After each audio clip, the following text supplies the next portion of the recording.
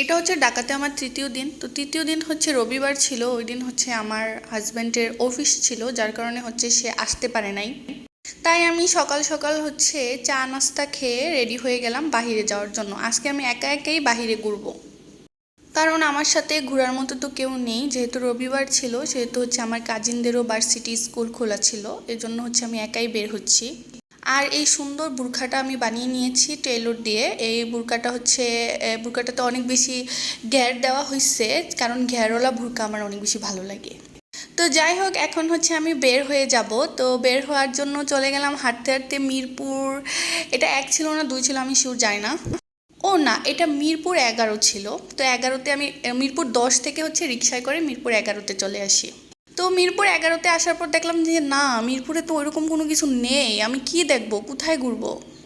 আর আমি যদি রেস্টুরেন্টে যাইও, ওইখানে একা একা বসে খাইতে তো আমার ভালো লাগবে না। তো আমি ওইখানে ঘোরাঘুরি করে মিরপুর 10-এ স্বপ্ন সুপার শপে গিয়েছিলাম। সেখান থেকে কিছু কেনাকাটা করেছি, সেটা আপনাদের সাথে শেয়ার করব। তো বাসায় আসলাম, বাসায় আসার পর হচ্ছে একটা মজার পেঁয়াজু খেলাম। যদিও আমরা জানি পেঁয়াজু বানানো হয় ডাল দিয়ে, বাট এটাতে কিন্তু আলু ছিল। আলু একদম কুচি কুচি করে ডালের সাথে দিয়ে পেঁয়াজু বানানো হয়েছে, এবং এইরকম পেঁয়াজু এই প্রথমবার খেলাম, আর এটা কিন্তু অনেক বেশি মজাও ছিল। তো যাই হোক, পেঁয়াজু খেতে খেতে ভাবলাম কালকে তো আমি চলে যাব। যদিও আমার আরও বেশি দিন থাকার ইচ্ছা ছিল, কিন্তু হচ্ছে আমাকে আমার মানে টিউশনি আছে কতগুলা, এগুলা হচ্ছে আমার গ্যাপ চলে যাবে। এই জন্য হচ্ছে আমি তাড়াহুড়ো করে সোমবার মানে পরের দিনই আবার বাসায় চলে আসি। আর এই যে দেখতে পাচ্ছেন, রাত 12টা বাজে, এখনও ফলের দোকান খোলা ছিল, সেটাই হচ্ছে আপনাদের সাথে শেয়ার করে দিলাম। তারপর আমি স্বপ্ন থেকে যা যা কিনেছি সেটাই আপনাদের সাথে শেয়ার করতেছি। আমি স্বপ্ন থেকে নিয়েছিলাম একটা ফেস প্যাক। আর আমার বাসায় অনেকগুলো ফেস প্যাকে আছে, কিন্তু আমার না ফেস প্যাক ইউজ করা হয় না। আমার ফেস প্যাক ইউজ করতে না অলসতা কাজ করে। আমি এভাবে কিনি, কিন্তু আমার আর ইউজ করা হয় না। এভাবেই বাসায় থাকতে থাকতে এগুলো নষ্ট হয়ে যায়। তো এটার দাম ছিল 220 টাকা।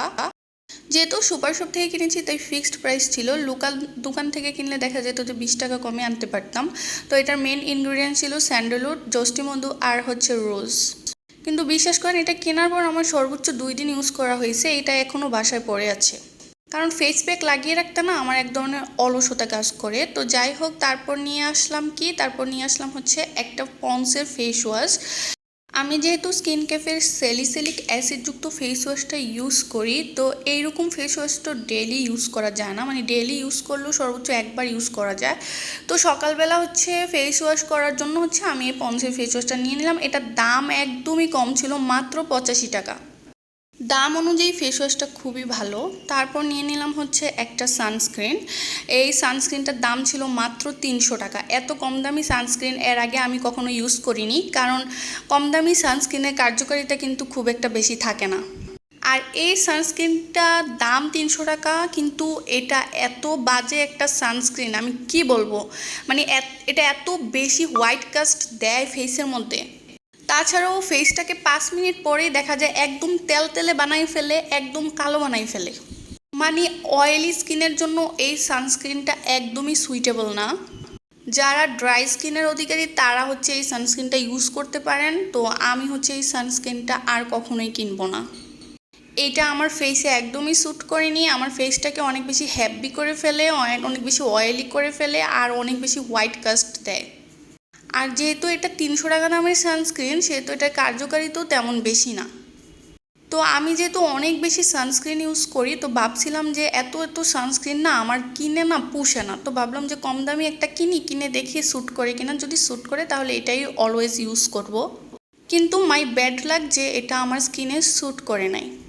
তো যাই হোক, পরের দিন হচ্ছে সকালবেলা আমি বাসার উদ্দেশ্যে রওনা দিয়ে দিলাম, কারণ হচ্ছে আমার টিউশনি আছে, আমার টিউশনিগুলো করাইতে হবে।